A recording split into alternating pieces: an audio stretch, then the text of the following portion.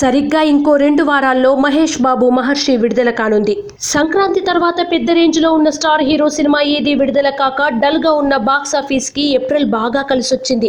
వెలవెలబోతున్న థియేటర్లకు జనం రావడం మొదలు పెట్టారు. ఇప్పుడు మే నుంచి మహేష్ మేనియాతో నిండిపోతుందని అభిమానులు నమ్మకంగా ఉన్నారు. ఇదిలా ఉండగా మహర్షి టికెట్లకు రెక్కలు వచ్చే అవకాశం ఉన్నట్టు టాక్. అదేంటి అని ఆశ్చర్యపోకండి. ఇక్కడ రెక్కలు అంటే రేట్లకు అని అర్థం. భారీ బడ్జెట్తో రూపొందిన కారణంగా మహర్షి టికెట్ ధరలను వారం రోజుల పాటు పెంచుకునే వెసులుబాటు ఇవ్వాల్సిందిగా అనుమతి కోరుతూ ఇప్పటికే పలు కేంద్రాల్లోని థియేటర్ల యజమానులు, మల్టీప్లెక్సుల నిర్వాహకులు కలెక్టర్లకు దరఖాస్తు చేసినట్టు సమాచారం వస్తోంది. ఉదాహరణకు ఒక బి సెంటర్లోని మల్టీప్లెక్స్లోని రిక్లైనర్ టికెట్ ధర 180 రూపాయలు ఉంటే అది 250 అవుతుంది.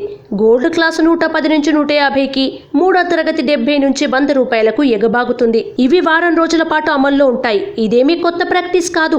బాహుబలి నుంచి మొదలైన ఈ ట్రెండ్ సెలవుల సీజన్లో విడుదలైన ప్రతి స్టార్ హీరో సినిమాకి జరుగుతుంది. తెలంగాణలో ఇలా అనుమతులు అరుదుగా ఇస్తున్నారు, కానీ ఆంధ్రప్రదేశ్లో సాధారణమైపోయింది. అయితే ఎన్నికల ఫలితాలు రాని దృష్ట్యా కోడ్ ఇంకా అమల్లోనే ఉంది.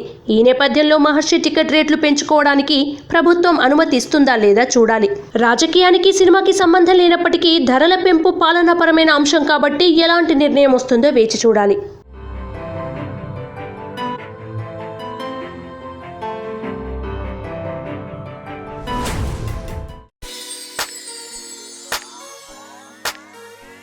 Hi, this is Siddhi Idnani and please do subscribe to New Waves.